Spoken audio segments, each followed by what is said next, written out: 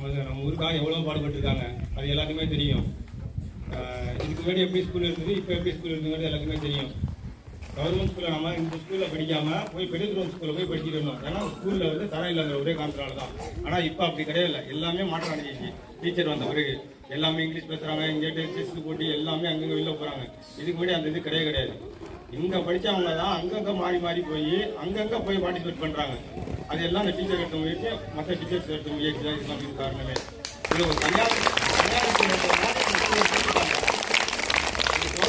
சொல்ல முடியாது, தனியார் ஸ்கூல் தான் சொல்ல முடியும். அதே மாதிரி இதை பார்த்து நம்ம ஸ்கூலில் வந்து சேர்க்குறாங்க. இது வந்து எல்லாமே நம்ம ஸ்கூலில் சேர்க்கணும். டீச்சர் இந்த ராதாகிருஷ்ணன் விருது வாங்கினதெல்லாம் எல்லாத்துக்குமே எனக்கும் மகிழ்ச்சி இருக்குது, மக்களுக்கும் மகிழ்ச்சி செம்மையாக இருக்குது. ஆனால் என்ன ஒன்று போனால் டீச்சரை நான் படிக்கவே இல்லை, அது எனக்கு குறை. ஆனால் டீச்சராக சொல்லுவாங்க, நீங்கள் போய் எனக்கு ஒரு மாணவன் தான்ப்பா அப்படின்னு சொல்லுவாங்க. அந்த ஒரு இதுக்காக டீச்சர் எது சொன்னாலுமே தட்டாமல் வரும்னு நினச்சிட்டு தான் வருவேன் எப்போதுமே டீச்சருக்காக.